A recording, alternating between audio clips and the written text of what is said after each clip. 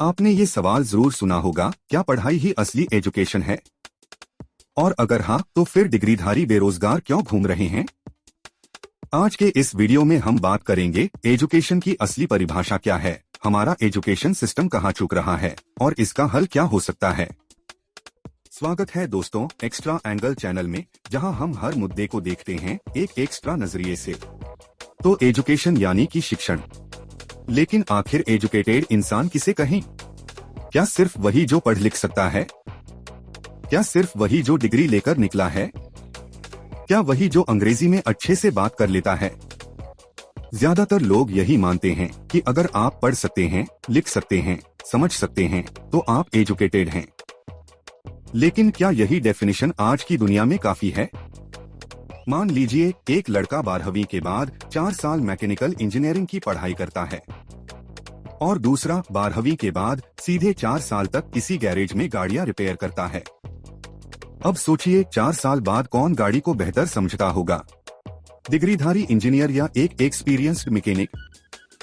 Engineer को और कुछ समय लगेगा एक्सपीरियंस हासिल करने में, लेकिन आगे वही बढ़ पाएगा जो स्किल विकसित कर पाएगा। इसी कारण से कई डिग्री वाले बेरोजगार हैं। यहीं पर आता है असली सवाल, क्या हमारी एजुकेशन स्किल देती है या सिर्फ सर्टिफिकेट?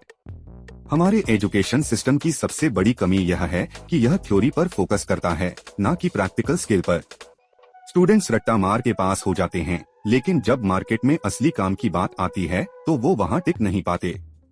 हमारे देश में हजारों ग्रेजुएट हर साल निकलते हैं, लेकिन उनमें से बड़ी संख्या जॉबलेस रह जाती है, क्योंकि उनके पास डिग्री है पर स्किल नहीं। मैं खुद एक इंजीनियर हूँ। मेरे साथ 2 और इंजीनियरों ने एक ही कंपनी ज्वाइन की थी। एक आज मुझसे भी बेहतर पोजीशन पर है क्योंकि उसका प्रैक्टिकल नॉलेज जबरदस्त था।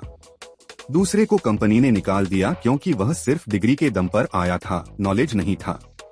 तीनों की डिग्री एक जैसी थी, लेकिन करियर एक जैसे क्यों नहीं थे? यही तो प्रॉब्लम है, हमारा सिस्टम सिर्फ कागज देखता है, काबिलियत नहीं। अगर उस तीसरे बंदे को पहले ही बताया जाता कि तुम इंजीनियरिंग के लिए नहीं बने हो और तुम्हारी स्किल सेट्स और नॉलेज के लिए अनेक और करियर ऑप्शन है, तो शायद वो भी एक अच्छे मुकाम पर होता।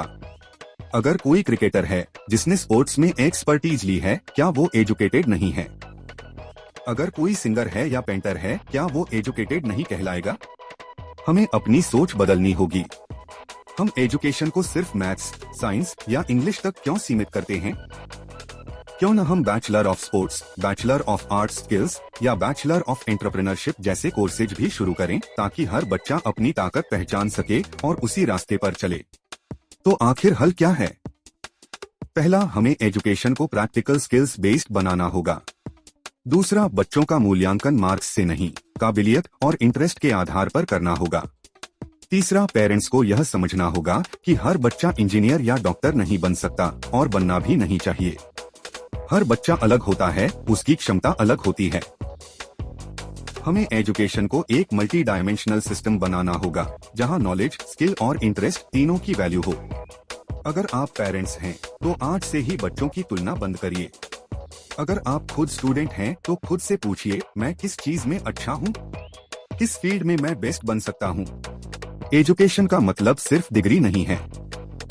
असली एजुकेशन वही है जो आपको जिंदगी में आगे बढ़ने की तैयारी दे, सिर्फ किताबें नहीं। सोचिए, क्या आप एजुकेटेड हैं या बस डिग्रीधारी? इस सोच को बदलिए, क्योंकि बदलाव यहीं से शुरू होता है।